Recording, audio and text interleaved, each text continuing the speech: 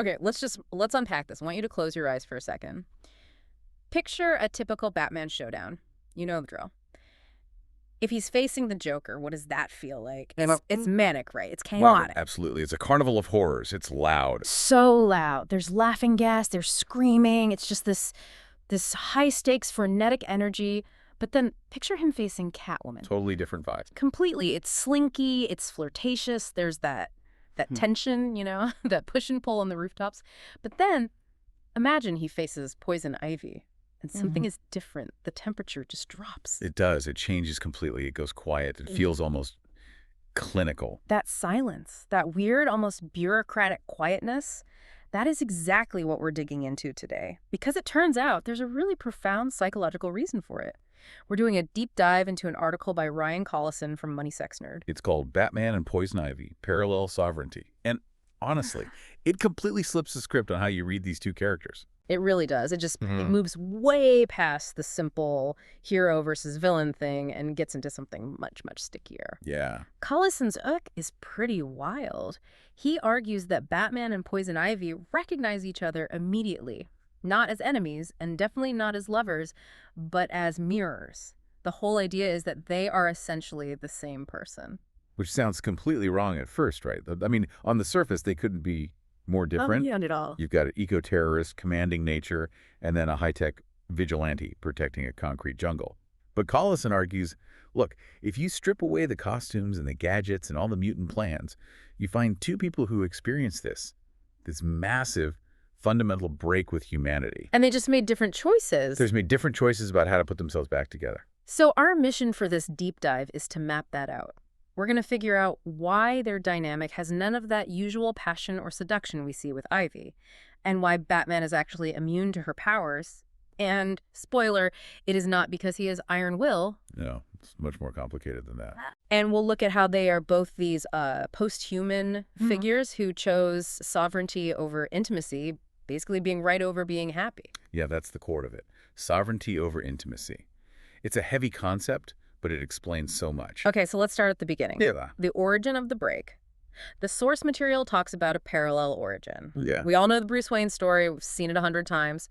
Pearls, alley, gunshots. Right. But how does this article frame it differently? Well, usually when we talk about Batman's origin, we focus on the emotion, the grief, the anger, all that. But Collison says, look at the intellectual conclusion he draws from that trauma. That's the pivot. So Bruce Wayne sees his parents murdered. But what's the next beat? The police don't get there in time. The system fails. So the lesson isn't just crime is bad. No. The lesson he learns is structural. He learns that institutions are fake. Safety is an illusion. The whole idea that society can protect you is a lie. So his response isn't just emotional, it's logical. He decides he cannot rely on human systems. Which leads directly to Batman. He says, if the institution can't do it, I have to become the institution. He becomes a one-man institution. Trust nothing human. Trust only the mission. Exactly. He privatizes justice. Does. Now, just map that exact same logic onto Pamela Isley. Poison Ivy. Her origin changes a bit in the details, but the core is always the same. She's a brilliant, but maybe shy botanist, and she's betrayed, poisoned, and left for dead by a mentor she trusted. That's so personal. That's not random violence. It's the ultimate betrayal. And her conclusion, it mirrors Bruce's almost perfectly. She doesn't just learn, oh, that guy was a jerk. She generalizes it. She learns that human relationships are fundamentally exploitative. People use you. The strong discard the weak. So what's her response? Stop being human. Not being human. She merges with the green. She aligns herself with the plant world, something older, indifferent, something that doesn't play these social games. Trust nothing human. Trust the chlorophyll. Wow. Okay, so when you put it like that, the parallel is, it's undeniable. It is. They both lost the capacity to trust that human connection can ever be safe.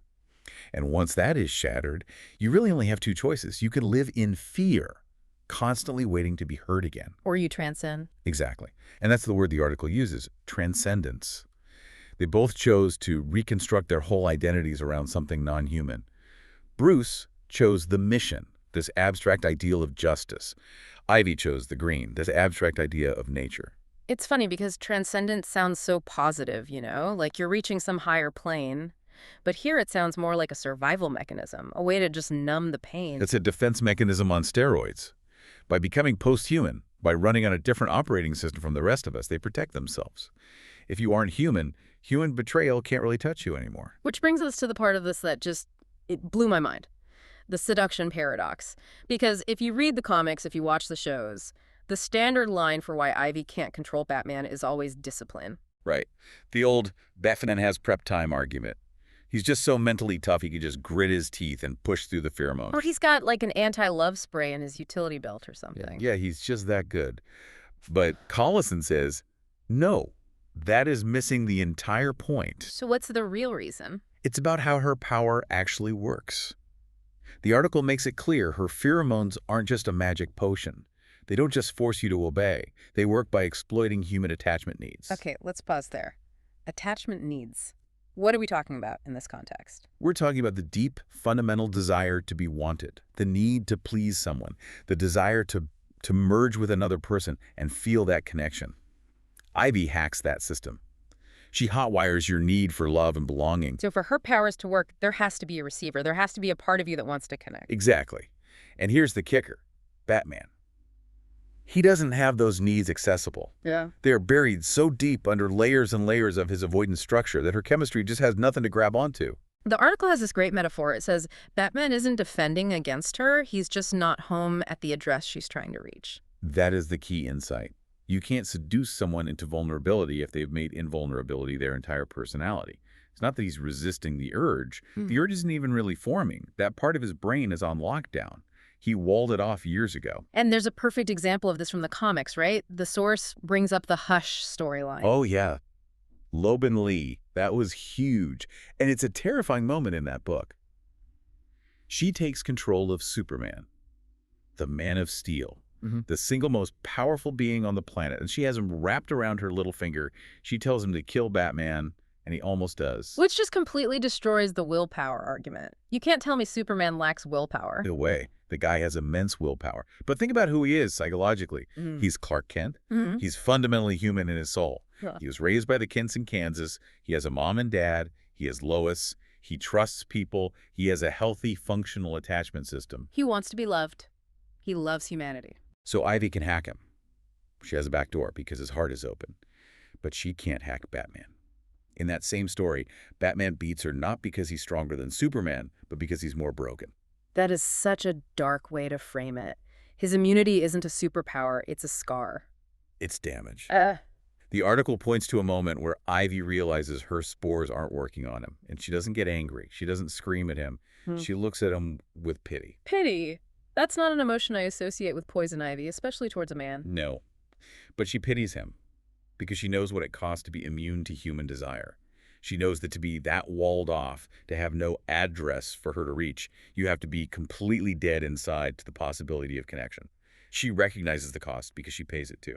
That changes everything about their fights. It's not good versus evil. It's broken versus broken, or like the article says, sovereign versus sovereign. And that explains the next big point, this idea of mutual non-interest. Yeah, this was fascinating. Because if you compare Batman and Ivy to his other relationships, with Catwoman, it's all heat. It's flirting. It's chasing. Right, because Catwoman represents that chaotic romantic potential. She wants connection. She wants to be known. She challenges Bruce to come out of the suit. Or Talia al Ghul. That's obsession. It's legacy. It's destiny. It is.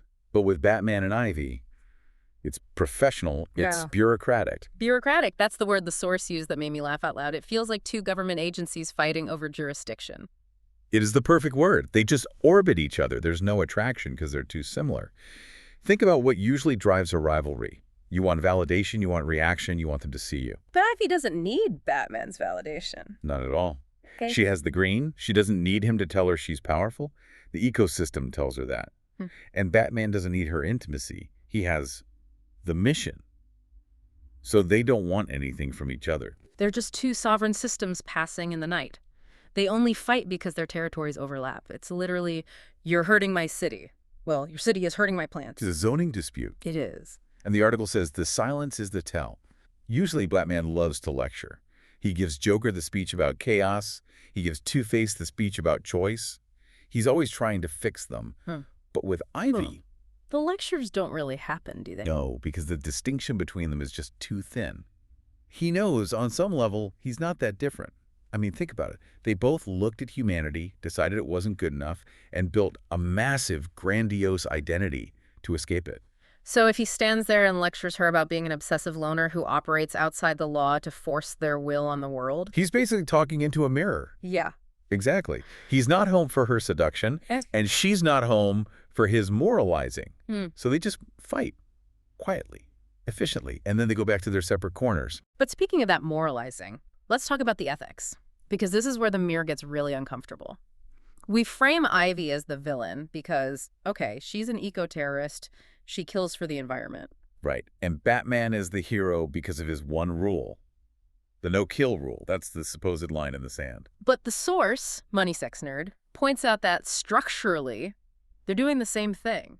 It really challenges you to zoom out and look at the political science of Gotham. Both Batman and Poison Ivy operate completely outside of democratic governance. Nobody elected them. There was no town hall meeting to approve the bat signal. No. They both operate in what some theorists call a state of exception. Ivy decides environmental regulations are failing, so she takes direct action. Batman decides the justice system is failing, so he takes direct action. They both believe their special knowledge justifies it. They're both what the article calls control through force ideologues. That's the phrase. They both believe they know better. They've given up on the slow, messy work of democracy and decided to enforce their own will. And the source argues that, in a way, both of them actually make the problems they're trying to solve worse. Okay, how so? I get it with Ivy. Her terrorism causes backlash. Exactly. You murder a CEO to save a forest. You don't convert people to your cause. You make them terrified of environmentalism. You make them hate the green. And Batman. His vigilantism undermines legitimate authority. It creates an ecosystem of escalation. There's a really strong argument that you don't get a Joker without a Batman.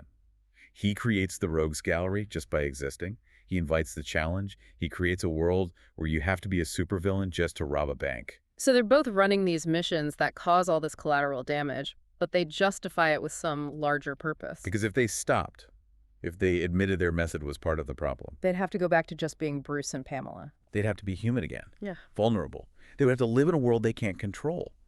And neither of them is willing to do that. They would rather be little gods of their own small worlds than deal with the mess of being a person. That is bleak. But it makes so much sense, and it creates this tragedy of substitutes, which is the next section, because you have to ask, right? Is it working for them? Are they happy in this sovereignty? And the short answer is no.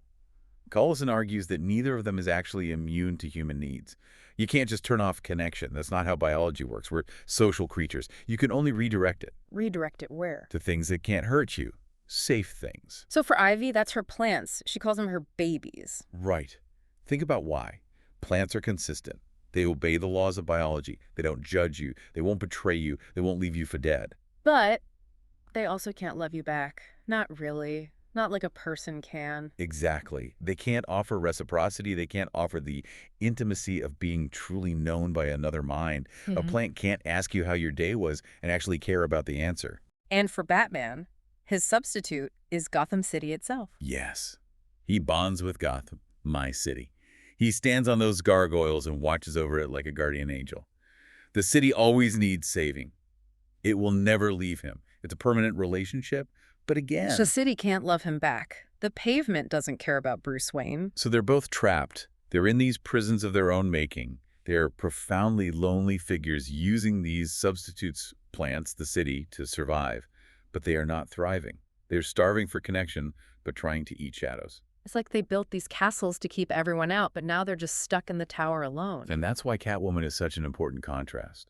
The reason she and Bruce have a chance, even when it fails, is because she forces him to be a person. She calls him Bruce. She tries to drag him out of the tower. Then Ivy. Ivy reinforces the tower.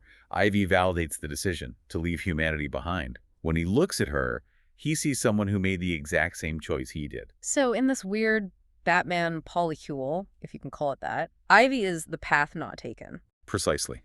She is what Bruce would be if his trauma had turned outward into hating the world, instead of inward into controlling himself. If he decided humanity wasn't worth saving. Yes. She's the same wound, just a different scar. He decided humanity is worth saving, even if he can't be a part of it.